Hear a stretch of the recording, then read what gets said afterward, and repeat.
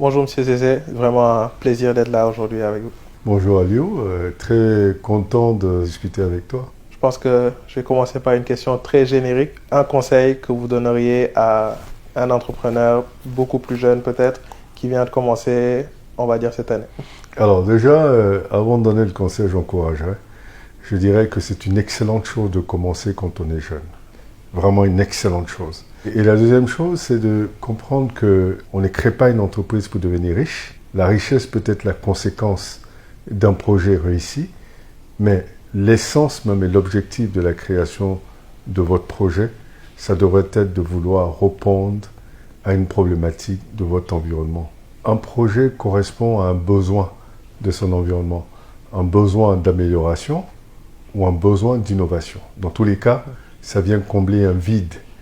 Et c'est en ça que votre projet a une probabilité de réussite qui est très grande. Parce que vous répondez à un besoin qui existe. Et ce besoin, vous l'identifiez. Et c'est ça l'essence même de la création d'une entreprise. Nous, dans notre cas, on a passé, comme je vous l'ai expliqué, peut-être 2-3 mois après qu'on ait présenté le projet, sans presque avoir personne qui était prêt à payer pour l'utiliser. Et moi, je suis vraiment dans une logique où, comme vous le dites, même si on restait 1 an, 2 ans, 3 ans sans avoir de clients, ça ne veut pas dire que la 4e année, on n'en aurait pas. Absolument, il faut être patient. C'est ça. Non, il faut être patient. C'est pas une course de vitesse, l'entrepreneuriat. L'entrepreneuriat, c'est une course de fond. C'est pas qui arrive le plus vite, c'est qui arrive. Et donc, il faut prendre le temps. Vous savez, comme je dis toujours, généralement, c'est les gens qui sont pressés, qui commandent sur ce que vous faites, généralement, ce pas des gens qui ont entrepris. Enfin, je veux dire, c'est comme des célibataires qui veulent conseiller des gens mariés sur comment réussir un mariage. Enfin, c'est quand même curieux. C'est ça la différence entre un homme d'affaires ou une femme d'affaires et un entrepreneur. Parce que les hommes et les femmes d'affaires veulent les opportunités ponctuelles pour s'enrichir. Un entrepreneur ou une entrepreneuse, ce sont des gens qui construisent. C'est comme acheter une maison et construire une maison, c'est pas la même expérience. Quand vous avez l'argent, vous achetez une maison, c'est facile. Mais à la fin de la journée, vous avez juste acheté une maison, vous savez même pas comment construire une maison. Un entrepreneur, c'est celui qui construit la maison. Et à la fin, il a l'expérience de la construction. Il a vu tous les challenges, il les a surmontés. Et au finish, quand il regarde la maison, enfin, c'est une extension de son âme. Ça prend du temps, mais c'est un processus. Ouais. Super. Est-ce que vous, dans votre carrière, dans les débuts, est-ce qu'il y a eu quelques anecdotes ou des expériences qui vous ont marqué? Alors, moi, j'ai créé Bloomfield il y a 17 ans. Alors, quand j'ai créé Bloomfield, qui est une agence de notation financière, la probabilité de réussite de cet agent de notation financière dans l'environnement francophone dans lequel je vivais, donc basé en Côte d'Ivoire, la probabilité de réussite était de 0%. Dans mon challenge, c'était de passer de probabilité de réussite de 0% à 100% de réussite. Et donc, évidemment, j'avais 3 challenges principaux. Il n'y avait pas de narrative, il fallait créer une narrative. Il n'y avait pas de clients, il fallait créer des clients.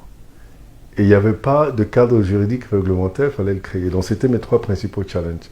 J'ai mis en place une stratégie et me dit, je commence par quoi? Je commence par la narrative. Donc, pédagogie, communication, séminaire de formation et d'information, jusqu'à ce que les gens comprennent ce que c'est. Maintenant qu'ils ont compris, il faut convaincre les gens de se faire noter.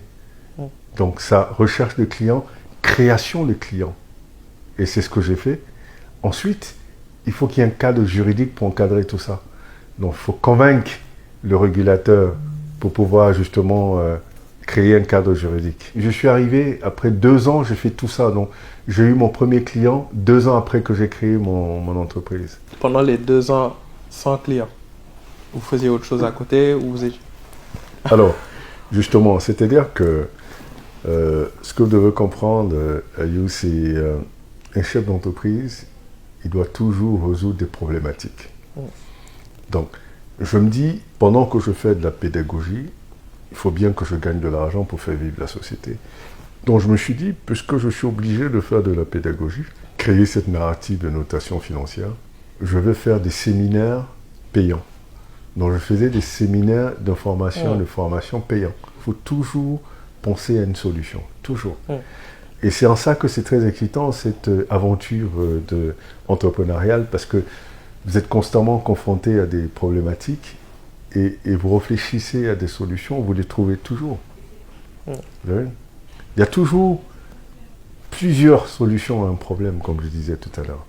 Vous posez bien le problème, vous trouvez les solutions. Il y a quelque chose je pense même que c'est dans la culture des startups, on est souvent dans des dynamiques de levée de fonds, de chercher des financements de plus en plus élevés.